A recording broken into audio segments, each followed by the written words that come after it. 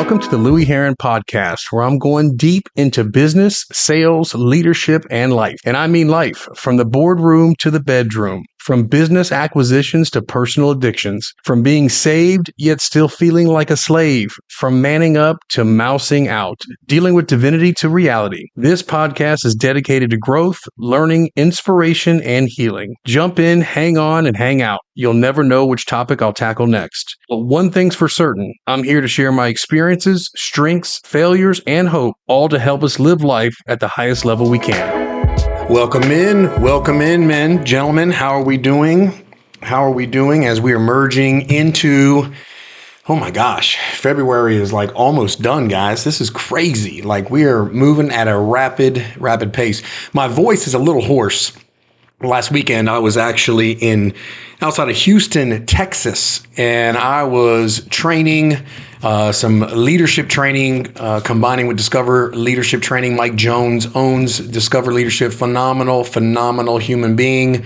He invited me to join him on the journey of 33 participants, going Thursday through Sunday in probably is one of the most powerful leadership impactful courses a person can go through. There were things that people did during the course of that weekend that most people will never do their entire life.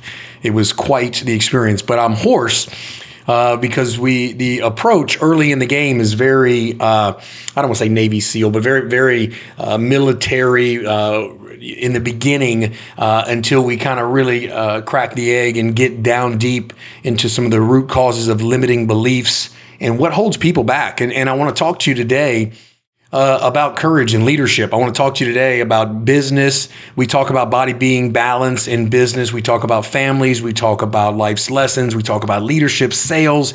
All of this, man, is so exciting. All of this has so much to do with everything. So as you listen with the intent to be influenced. Understand that all of us can grow and get better in the capacity of leadership. We lead ourselves first. We lead others. We lead our families. Some even lead communities. Some even go beyond that. And so it's critical, in my opinion, that we all grow in that capacity. It reminds me of Theodore Roosevelt, April 10th, 1899. Some of you may have heard this before, but he says, "It is not the critic who counts, not the man who points out the strong man's stumble, or where the doer of deeds could have done them just a little bit better. The credit belongs to the man who is actually in the arena, whose face is marred with dust and sweat and blood, who strives valiantly, who errs and comes up short again and again." Does that sound familiar? "Who knows the great enthusiasms, the great devotions, and spends himself in a worthy cause." Man, that's powerful stuff. Who knows, in the end, the triumph of high achievements, and who at worst, if he fails, at least he fails while daring greatly, so that his place shall never be with those cold, timid souls who knew neither defeat nor victory. To me, that's extremely powerful, right? It sums up the core of a man, the core even of a woman who's got the courage, who's got the guts to get in the game, right? The courage to not make ass prints on the sidelines, but footprints on the field, getting after it. And I get so encouraged and so inspired and so motivated. And I hope those of you that have never heard me, this is Louie Herron. This is the Louie Herron podcast. Man, I'll tell you, if you like what you hear, share this with somebody who just needs some energy, some power. We're doing our very best on this podcast to change perspectives, to change purpose, to change production, to change your profits in your business.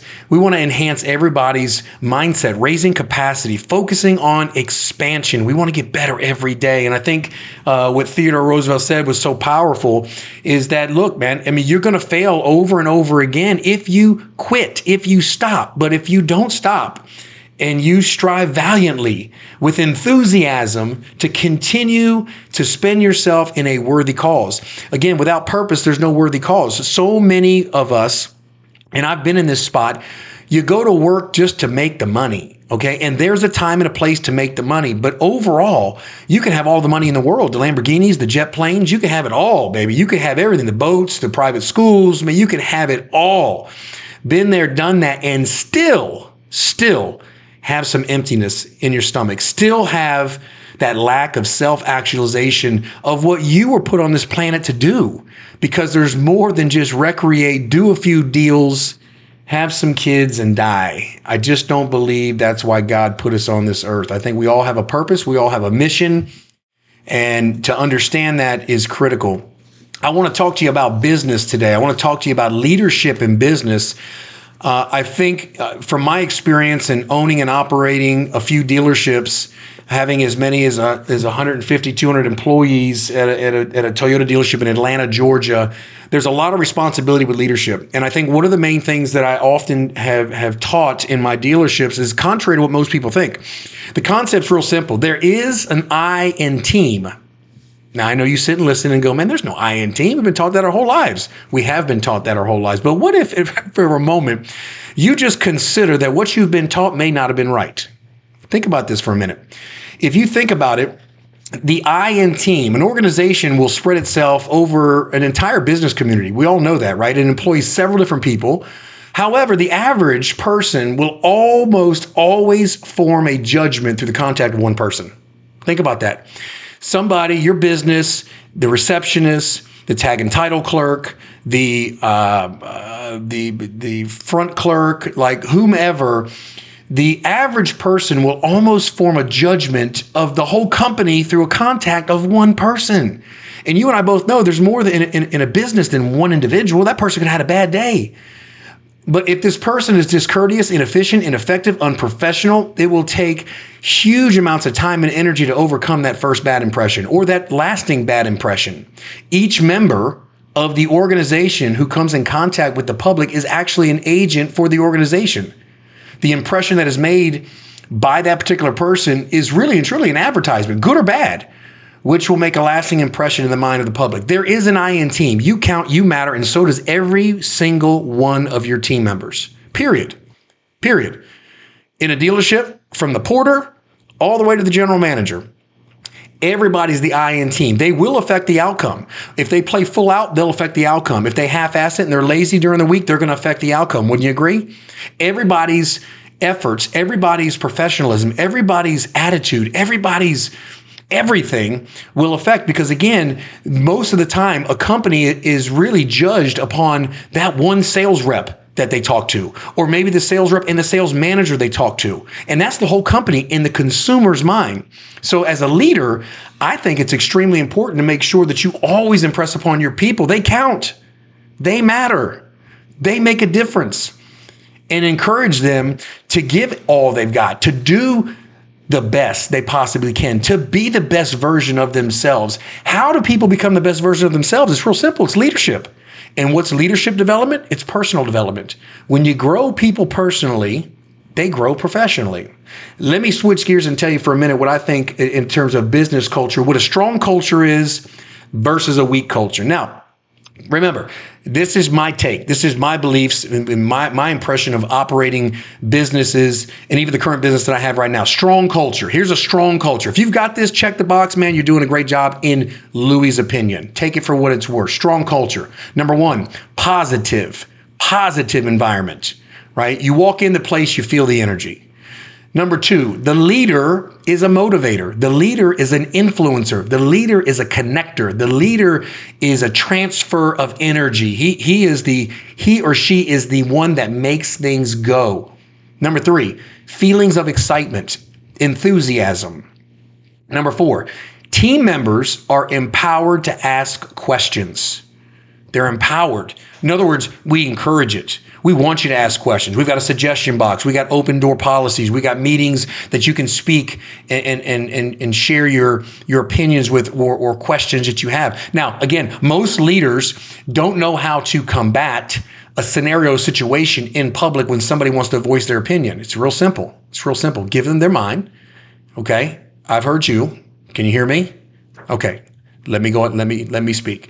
And you address it in a manner of which that builds them up, right? And answers the question. But team members have to be empowered to ask questions. Number 5, team members are eager to learn and grow. Think about your environment.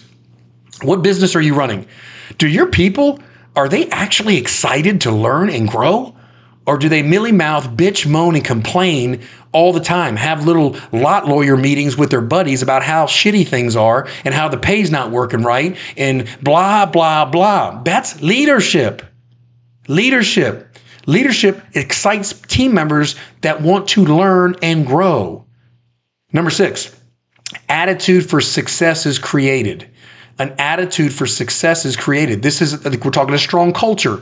We're talking a culture. Look, when you walk into some of these professional organizations on these athletic teams that have won championships over the years, you don't think they have an attitude for success, a mentality, a mindset?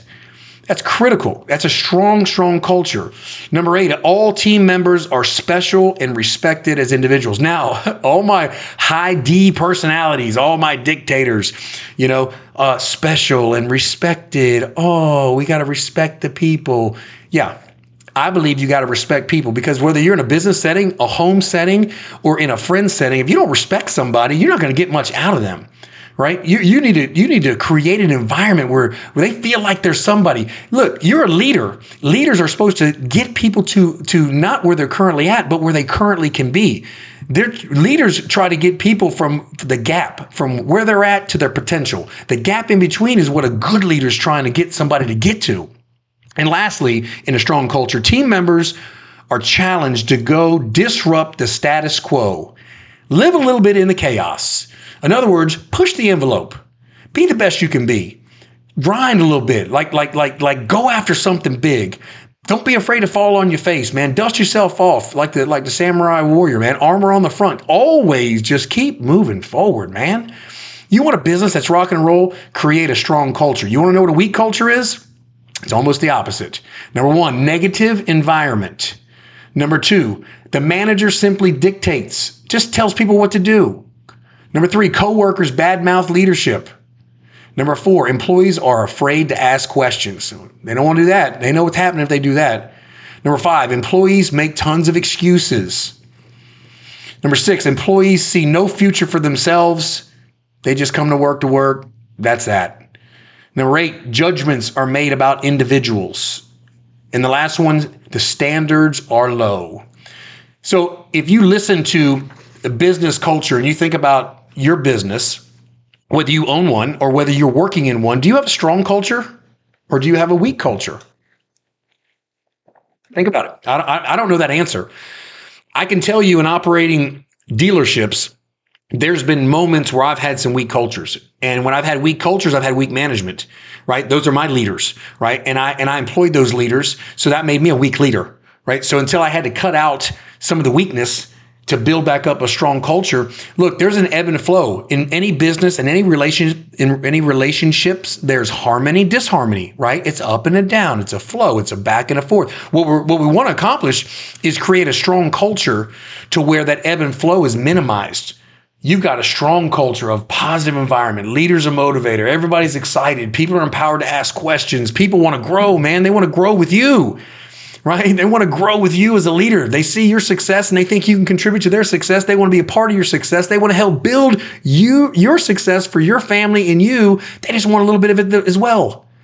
Right? They just want a little reciprocity. I think it's a very, very important thing to really identify what is your culture. What is your culture? Is it strong or is it weak? If you look and really see what makes a leader effective, when I say leader now, again, it could be management, mid-management, upper management, all leaders, as well as the employees are leaders. When you employ that culture to your people, they're leaders because they count, they matter, because there is an I in team. They count, they matter, they affect the outcome. So what makes a leader effective? Well, I mean, there's a couple key points that really make leaders very powerful and effective. Leaders identify the opportunities. How can you identify the opportunities if you don't collectively meet with your people on a regular basis? Right? If you're constantly trying to stew things up on your own behind the scenes, you're not going to enroll people in, nor will they see your vision, right? So leaders identify opportunities. Leaders share the vision with their team. Think about this, guys. How many times do you work, are you employed for an insurance company, a financial service company, a mortgage company, a real estate company, a car dealership? Do your leaders, do you know the vision? Do you have any clue where they're going, what they want to accomplish? Are you enrolled in that vision? Do you feel part of that vision? If you're the leader, are you sharing that with your people?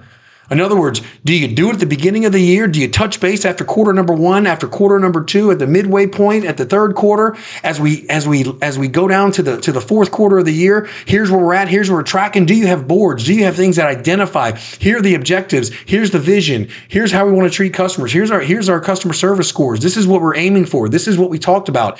Guys, it's a lacking skill that takes zero talent. It's an attitude thing. Leaders stimulate their team to think creatively. That makes a leader effective. Man, get your people to let them share their thoughts. Get excited about what's going on. Leaders have expectations of excellence. Look, I remember as a leader myself personally that I felt like if my vision was not large enough to where people looked at me and was like, wow, then I felt like I was on the wrong track. I felt like as a leader, I had to present something personally that would stretch me, stretch them, stretch everybody. And God help us if we hit it, because we're going to celebrate. We're going to celebrate. I mean, I can look back when I was at World Toyota in Atlanta, Georgia, 170 cars. We jump in that store at the end of 2005, November, and we hire some people in December. Boom, we start, it's 04, 2005. We start January. And here I am telling these people we're going to sell 400 cars a month. We're selling 170 cars. Come on, man. How are you going to sell 400? Well, guess what? We tipped all over 385 to 400 consistently for the whole year. It was about the vision. It was about enrolling the people. It was about creating excitement. It was about enthusiasm. It was about letting them see there's opportunity for personal growth. I believe that's what great leaders do. I think great leaders are positive role models. That doesn't just mean a role model in the facility. They watch you. As a leader, everybody watches you and your life. Your life's a resume. They watch what you do with your kids, your family. They watch how you conduct yourself in public settings, how you treat people, how you talk to people. They watch, and a great leader is a positive role model, somebody that somebody wants to emulate. Great leaders recognize accomplishments and they give feed forward. They don't give feedback. They give feed forward, constantly recognizing when people do a great job. Recognize the accomplishments. Give them the attaboys. Do it in public, right? These are small, fundamental things that hopefully are just a reminder for most of you guys. Hopefully you guys do a lot of these things. But if there's some things that I've shared thus far that maybe you're like, oh, you know what? That's something I forgot about. Because you know what?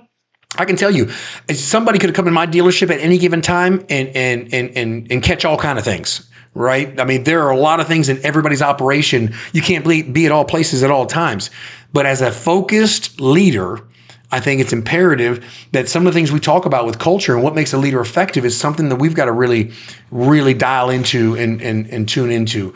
A couple last things that I think when we're talking about effective leadership and ways to positively influence your business culture, I really believe in with all sincerity, I think that you got to have clear-cut outcomes and priorities and communicate them effectively.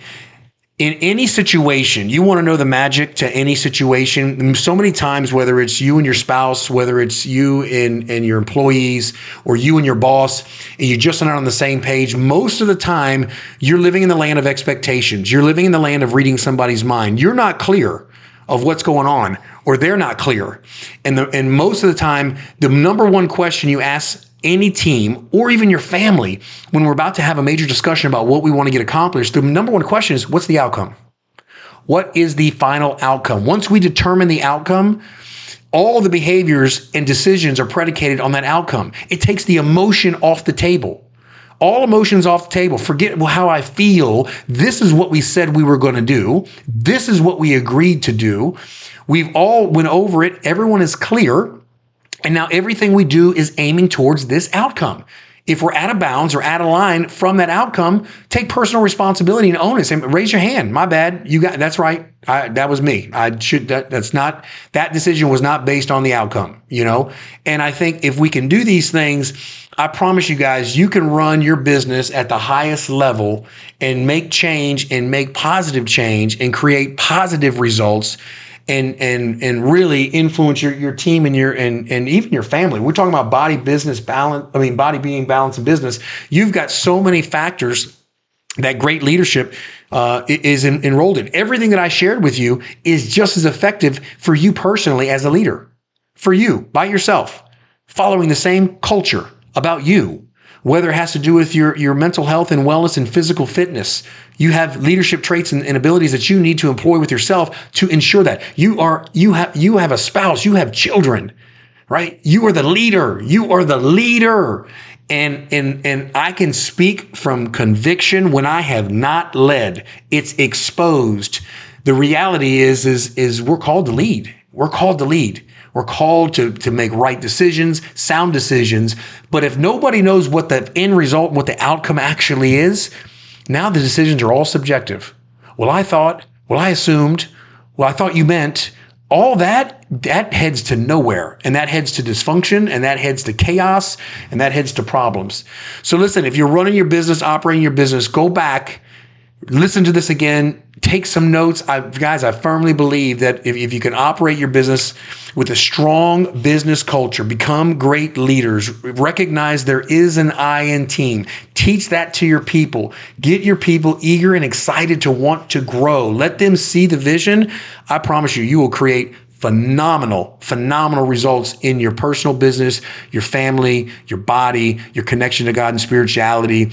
And consequently, when all those things go well, guess what happens to your bank account? Typically, the bank account goes up, which is always a nice thing.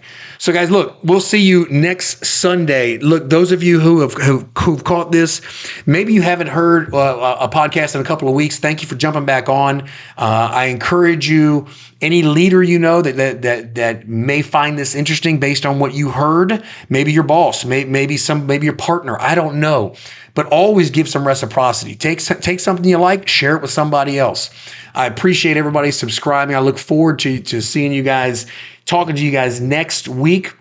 I've got a lot of things coming out available. I've got some courses that are getting ready to drop. I've got some coaching program. I'm super super excited. I'll share all that stuff with you guys as well. But do me a favor, subscribe and share if you enjoyed this episode. And then also, if you wouldn't mind, if you haven't left a review, I'd love to hear any words you've got to share. Again, we will see you next Sunday. Next Sunday, I will drop it around 8 o'clock in the morning to get you started for your week. Listen, guys, kick some ass. And like I always say, man, if nobody's told you you're amazing, you're awesome, you got what it takes, I'm telling you right now, you're amazing, you're awesome, you got what it takes. If no one's told you they love you, your brother loves you. You got some love coming. You got what it takes, man. Let's crush this week coming. Y'all have a phenomenal week, and we'll see you next time on the Louie Herron Podcast.